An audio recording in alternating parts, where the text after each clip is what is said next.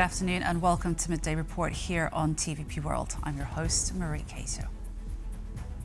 The damage caused to a house in Wyryki during the incursion of Russian drones into Polish airspace last week was not caused by a drone, says Tomasz Siemoniak, the coordinator of Polish security services. He went on to remind the public that it is still Russia that must be held responsible for the incident. The prosecutor's office announced very quickly that it was not a drone, so it must have been some other object. Let's wait for the official announcement coming from the prosecutor's office and from the army. The damages are nonetheless an effect of a Russian incursion, but the defense has its cost, and most likely it was an object fired in defense of Poland that caused the damage. 6 people were wounded after a Russian drone struck a gas station in Ukraine's Poltava region. The strike also sparked a fire and caused damage to other nearby cars, the gas station building itself and the station's equipment. The 6 wounded included 5 drivers and a cashier who happened to be on the shift at the station. Shortly after the attack took place, Ukrainian rescuers, pyrotechnicians and dog handlers arrived at the scene. As announced by the State Emergency Service of Ukraine, the fire has now been extinguished and the area cleared from debris.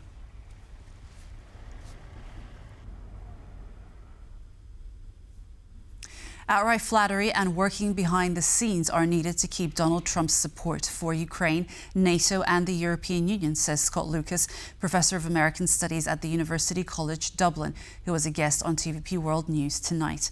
According to Lucas, Europe plays its hand well at the moment, finding its way in Trump-centered politics. In an effort to end the war in Ukraine, US President Donald Trump said he would impose tough energy sanctions on Russia, but only after the European Union, which is still trying to bring Russia-dependent members on board, makes the first move. I asked my people. It's stalling, according to Scott Lucas, who told TVP World that Trump is reluctant to make such a move as it goes against his usual tactics. And 2 European leaders closest to Trump might be helpful to delay his final decision. It's Trump-friendly leaders and Putin-friendly leaders, Robert Fico in Slovakia, Viktor Orban in Hungary, they could hold that up. So in a sense, Trump is kind of hiding behind them. In another sense, this goes beyond calculation. This is just simply Donald Trump hating to make any type of investment that isn't one where he sees a quick profit. To cooperate with Trump, it is crucial to continue flatter him, while at the same time talk with EU-friendly White House officials who could influence Trump behind the scenes. Keith Kellogg, the envoy to Ukraine, is one. Scott Bessent, the Treasury Secretary, is another. To an extent, Marco Rubio, the Secretary of State, who get in there and say, Mr. President, Vladimir Putin isn't going to cease fire. He's not going to give you that Nobel Peace Prize. He's not going to stop. Your only alternative is to support others in making sure that he can't overrun Ukraine. Subsequently, Lucas says Europe needs to develop connections elsewhere in the world. The EU and India have an opportunity for their own trade agreement. This is a way of working in a world where the US is not necessarily at the center of your calculations because you can't rely on them. So what do you have to do? You have to work with others. All the while, the royal treatment for Trump will have to continue till the end of his term to keep him on the NATO and European board.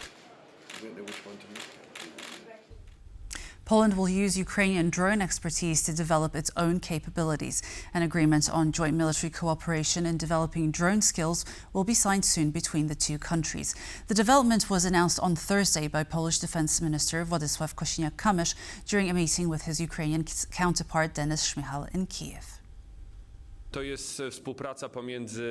I'm grateful that we could sign the agreement, as Prime Minister Shmyhal mentioned, with special attention given to drone operation and construction capabilities. This is cooperation between the armed forces, research and scientific institutions, and also between our industries. This is very important to us, so that we can create joint initiatives in the arms industry, in which Ukraine is an extraordinary leader.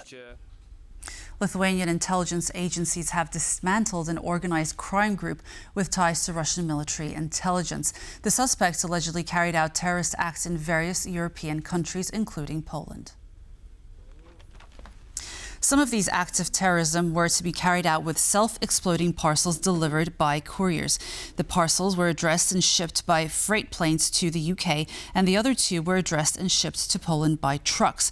One of the parcels exploded at the airport in Germany just before the cargo was loaded onto a plane. Among the accused are citizens of Russia, Lithuania, Latvia, Estonia, and Ukraine. Poland will be procuring new submarines. The government adopted a resolution to that effect, which was announced by the Polish Prime Minister's office on Wednesday. Poland will be procuring new submarines. The government adopted a resolution to that effect, which was announced by the Polish Prime Minister's office on Wednesday. The new vessels to be purchased under the Orca program are expected to increase Poland's defense, deterrence and cooperation capabilities within NATO. Polish Defense Minister Władysław Kosiniak-Kamysz said that this is of particular importance given the threats in the Baltic Sea. The main reason is the security of the Polish state and the development of our capabilities. The Navy is very important. The Baltic Sea has become a key area for European security, a key area for NATO. It is not a large sea, but it is very important, especially given the rise in hostile actions like GPS jamming, airspace violations and cutting cables running on the seabed. Russia's shadow fleet is also operating there. The move is also vital in the effort to modernize the Polish Navy, which currently has only one post-Soviet submarine called ORP Orzeł, meaning eagle in Polish, built in 1985. The Orca program envisions the procurement of several, likely 3, new submarines. Polish Prime Minister Donald Tusk said that the new submarines will be selected in a very thoughtful manner. The military decides what purchases are made, makes specific decisions regarding technology, equipment and exercises. No civilian will interfere in the process. Our task is to provide full political support and ensure that the entire Polish state, the entire Polish nation, stands with Polish soldiers and the Polish military today. 11 entities applied to participate in the tender, 7 of which have submitted specific offers. Kosiniak-Kamysz indicated that the decision on the purchase will be made by the end of the year. Illegal campaign tactics, political uncertainty, and nervous investors. Czech voters are just weeks away from deciding the future of their next government. And as polls shift and pressure mounts, some parties are crossing legal lines to get their message across. Alexandra Bulenda is in Prague with more. Just weeks before Czechs head to the polls, the country's political landscape is heating up, not just on a debate stage. Investigative reporters from Seznam v Pravi have uncovered a wave of unauthorized billboards, campaigning billboards across Prague and beyond, despite public promises that from leading parties that they wouldn't use illegal ads. Now, the governing Spolu coalition, along with far-right SPD and opposition ANO movement, have all been linked to controversial billboards, some erected on city-owned buildings, and all others are located in restricted zones, like highways, for instance.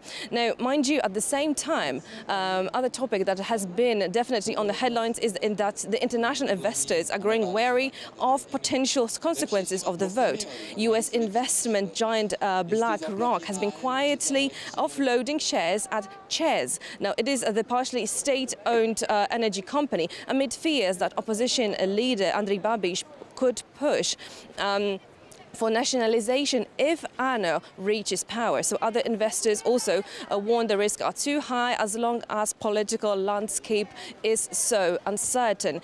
So from unauthorized billboards to market jitters, the road to the Czech elections is already looking bumpy. So I'm going to be following the latest twists and plots here on the Czech scene. From Prague for TVP World, I'm Alexandra Bulenda.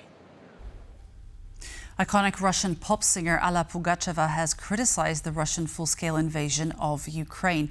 Russian authorities quickly responded to the 3-hour-long interview with the spokesperson to the Russian Foreign Ministry, Maria Zakharova, calling Pugacheva's statements, quote, marketplace hypocrisy. In the controversial interview, Pugacheva said that at first she believed Putin, however, lately she has changed her mind.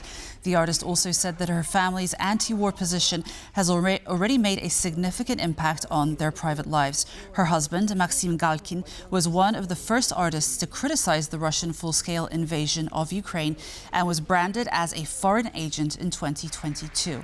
It took months of bullying before the pair took their children $30,000 in cash and left Russia before the end of the year. During the interview, Pugacheva went on to say that Russia is getting severely damaged by the war, but at the same time noted that the damage cannot be compared to the situation in Ukraine. Britain's King Charles told President Donald Trump that the two countries stand together as tyranny once again threatens Europe. Charles spoke about the Allies' continued close cooperation during a banquet at Windsor Castle held for the American leader's second state visit. The British monarch said that the US and UK are united in their support for Ukraine. A feast fit for a king and a president. It's Donald Trump's second state visit to Britain, an unprecedented event for any US leader. King Charles used the high-profile occasion to press home the need to support Ukraine, comparing the threat posed by Russia's war to that of Nazi Germany. Our countries have the closest defence, security and intelligence relationship ever known. In 2 world wars, we fought together to defeat the forces of tyranny. Today, as tyranny once again threatens Europe, we and our allies stand together in support of Ukraine to deter aggression and secure peace. Trump nodded as Charles spoke before telling the king how honoured he was. It's a singular privilege to be the first American president welcomed here. And if you think about it, it's a lot of presidents, and this was the second state visit, and that's the first, and maybe that's going to be the last time. I hope it is, actually. But this is truly one of the highest honors of my life. Analysts say European leaders will have discussed with British Prime Minister Keir Starmer how to get the maximum impact from Donald Trump's trip. I think it was a smart thing to do. I don't see it as being overly solicitous to Donald Trump, but I see it as a smart move to try to cement the relationship. And don't forget that I think Keir Starmer is also acting on behalf of other allies, including Poland. So I think there's a lot of collaboration and a lot of conversations going on behind the scenes between allied leaders to make sure they're speaking with one voice when they meet with him. Charles bid farewell to his guest on Thursday morning, Trump telling him he was a great king. The president then arrived at Prime Minister Starmer's country residence, where the two will discuss Ukraine and the Middle East. Starmer will push for the US to take a stronger stance against Russia, as Trump's peace plan for Ukraine flounders. Italy's UniCredit sees Poland as one of the markets where a merger or a takeover could benefit the banking group, one of the largest in Europe, the most. UniCredit left Poland by selling a stake in the second biggest Polish bank in 2017. What you see here is the performance of the Polish banks index on the Warsaw Stock Exchange, which doubled in value over the past 2 years. Investors are taking notice, with UniCredit's Andrea Orcel saying that Poland is one of the bank's top markets for potential acquisitions. Poland is the trickiest, because by not being there and going organic, we don't have synergies, or we have more limited synergies than an in-market deal. UniCredit has been absent from the Polish market since 2017, when it sold its controlling stake in PKO, the second biggest bank in Poland. This year, the Italian group acquired Belgian Ion Bank, which operates in Poland but is not a major player. According to experts, the Italian group doesn't need to outright buy a Polish bank. It just needs to buy a foreign bank that already controls a bank in Poland. When it comes to UniCredit, it's going to gain a foothold in Poland thanks to Commerzbank. Of course, the German government said no to UniCredit's takeover of Commerzbank, but the Italians are buying the shares anyway, and it's just a matter of time for them to gain full control. When they do that, they will also control mBank, and this should satisfy them for a while. This seems the best strategy, given that there aren't any fire sales on right now in the Polish banking sector, with Austrian banking group Erste recently securing a green light to buy the Polish operations of Banco Santander and Velobank acquiring Citi. When it comes to mergers and acquisitions in the banking sector, there aren't many opportunities for that. Theoretically, the Cerberus Fund could sell Velobank, but other banks seem rather untouchable because no one expects the government to let go of their 50% stake in the sector.